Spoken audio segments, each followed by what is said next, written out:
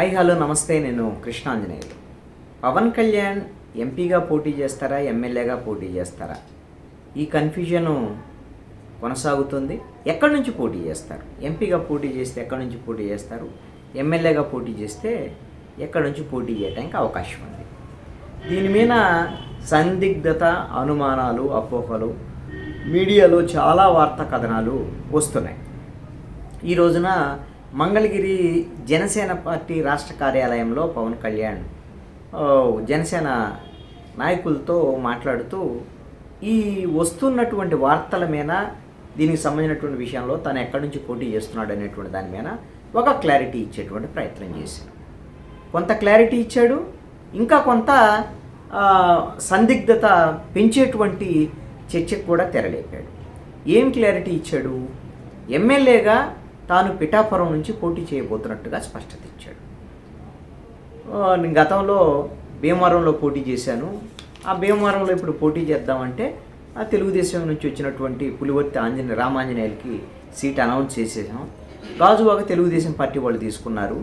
అదేవిధంగా తిరుపతి అయితే జంగం శ్రీనివాసులకి ఇవ్వడం జరిగింది. ఇప్పుడు పిఠాపురం నుంచి నేను పోటీ చేద్దాం అనుకుంటున్నాను అనేటువంటి విషయాన్ని స్పష్టం చేశారు. పిఠాపురమే ఫైనల్ అనేటువంటి విషయాన్ని స్పష్టం చేశారు. అయితే పిఠాపురం ఎమ్మెల్యేగా పోటీ చేస్తున్నాను, అయితే ఎంపీగా కూడా పోటీ చేస్తానా అనేటువంటి విషయం ఇంకా స్పష్టత రాలేదు అని చెప్పాడు. నన్ను ఎంపీగా పోటీ చేయమని కొంతమంది పెద్దలు కోరుకుంటున్నారు, కాబట్టి ఎంపీగా కూడా పోటీ చేసేదానికి అవకాశం ఉండొచ్చు, దీని మీద పెద్దలతో మాట్లాడి నిర్ణయం తీసుకుంటాను అన్నాడు. ఎవరు ఈ పెద్దలు? జనసేనలో జనసేన పార్టీకి అధినేత పవన్ కళ్యాణ్. మరికి పెద్దలు ఎవరు అంటే పొత్తులో ఉన్నటువంటి పెద్దలు, బీజేపీకి సంబంధించినటువంటి పెద్దలు, తెలుగుదేశంకి సంబంధించినటువంటి పెద్దలు, వీళ్ళకి సంబంధించి మాట్లాడి ఒక క్లారిటీ తీసుకొని ఎంపీగా ఎమ్మెల్యేగా రెండిటికి కూడా పోటీ చేసేటువంటి ఆలోచన కూడా ఉంది అనేటువంటి విషయాన్ని కూడా చెప్పాడు. మరి దీనివల్ల కొంత కన్ఫ్యూజన్ వస్తుంది కదా అనే అనుమానాలను కూడా ఆయన వ్యక్తం చేశారు. ఎమ్మెల్యేగా మాత్రం పిఠాపురం నుంచి పోటీ చేస్తాను, ఎంపీ నుంచి మాత్రం ఎంపీ విషయంలో పోటీ చేద్దామో లేదనేటువంటి మీద ఇంకా స్పష్టత రాలేదు అనేటువంటి విషయాన్ని చెప్పాడు. బీజేపీ వాళ్ళతో అంతే తెలుగుదేశం వాళ్ళతో ఆ పేర్లు చెప్పలేదు కానీ పెద్దలతో మాట్లాడి ఒక క్లారిటీ ఇస్తానండి. ఒకవేళ ఎంపీగా పోటీ చేస్తే ఎక్కడి నుంచి పోటీ చేస్తారు? కాకినాడ, అదేవిధంగా మచిలీపట్నం, ఈ రెండు ఎంపీ స్థానాలు జనసేనకి ఇచ్చేదానికి అవకాశం ఉండొచ్చు. కాకినాడ రూరల్ నుంచి, కాకినాడ ఎంపీ నుంచి పోటీ చేసేదానికి అవకాశం కూడా ఉండొచ్చు. అక్కడ పిఠాపురం నుంచి లేదు అంటే మచిలీపట్నం నుంచి పోటీ చేస్తారు అనేటువంటి చర్చ కూడా జరుగుతుంది. మచిలీపట్నం నుంచి పోటీ చేస్తే అక్కడ బాలశౌరి పోటీకి వెళ్తారు అనేటువంటిది ఇప్పటివరకు అనుకున్నారు, కానీ ఆయన అవనగడ్డకు పంపించి మచిలీపట్నం నుంచి కూడా పోటీ చేయొచ్చు.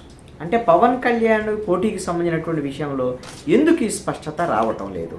అసలు ఎంపీగా ఎందుకు వెళ్తున్నారు? ఎంపీ విషయంలో వచ్చినటువంటి అక్కడ జనసేన లీడర్లందరూ కూడా ఎంపీగా వద్దు, ఎమ్మెల్యేగానే పోటీ చేయండి అనేటువంటి విధంగా కూడా మాట్లాడారు. చాలామంది తిరుపతిలో పోటీ చేయమని పదే అడగటం ఇవన్నీ కూడా చెప్పారు. ఆయన ఇవి ఆల్రెడీ నేను గతంలో చాలా అనుకున్నాను, అనంతపురం టౌన్ నుంచి పోటీ చేయాలనుకున్నాను. అసలుకి జనసేన పార్టీ పెట్టినప్పుడు రాష్ట్ర కార్యాలయమే అనంతపురం నుంచి ప్రారంభించాను. బహుశా మరి అక్కడ నుంచి ఇప్పుడు రాష్ట్ర కార్యాలయం మంగళగిరికి వచ్చింది. మేము అనంతపురం అయితే ఇప్పుడైతే పోటీ చేయలేని, నెక్స్ట్ టైం ఏదైనా ఉంటే చూస్తాను అనేటువంటిది. నేను రాష్ట్ర నాయకుడిగా రాష్ట్ర వ్యాప్తంగా అన్ని చోట్ల అన్ని ప్రాంతాల్లో ప్రాతినిధ్యం వహించేటువంటి విధంగా కొంత ప్రయత్నం అయితే జరుగుతూ ఉంటుంది అనేటువంటి విషయాన్ని చెప్పారు. ఒక క్లారిటీ అయితే ఇచ్చారు, ఎంపీ అనేటువంటి ప్రపోజల్ బీజేపీ నుంచి ఉంది అనేటువంటి విషయాన్ని పరోక్షంగా పవన్ కళ్యాణ్ అంగీకరించారు. అంటే పవన్ కళ్యాణ్ని ఎంపీగా పోటీ చేయించబోతున్నారు అని అంటే రాష్ట్ర రాజకీయాలకు సంబంధించినటువంటి విషయంలో మరి సైడ్ లైన్, అంటే ఇక్కడ నుంచి పవన్ కళ్యాణ్ తప్పించేసి బీజేపీ, తెలుగుదేశం ఈ రెండే ఆంధ్రప్రదేశ్ సంబంధించినటువంటి అసెంబ్లీలో పవర్ షేరింగ్ చేసుకునేటువంటి ఒక పక్కా ప్రణాళిక తెలుగుదేశం, బీజేపీకి కూడా ఉన్నట్టుగా కనపడుతుంది. పవన్ కళ్యాణ్ని ఎంపీని చేసి నాకు సెంట్రల్ మినిస్టర్ చాలా పెద్దదబ్బా అంటూ కూడా జన సైనికులతో మాట్లాడుతున్నాడు. ఆయన ఆల్రెడీ ఎంపీకి పోటీ చేసి గెలిచినట్లు, ఎంపీ అయిపోయినట్లు వాళ్ళతో మాట్లాడేటువంటి ప్రయత్నం. మరి ఈ పిఠాపురం సంగతి ఏంటో మరి తెలియదు, కావాలని ప్రకటించారా మరి లేదా కన్ఫామ్ అన్నట్టుగా చెప్పాడు పిఠాపురం నుంచి ఎమ్మెల్యేగా పోటీ చేస్తానని.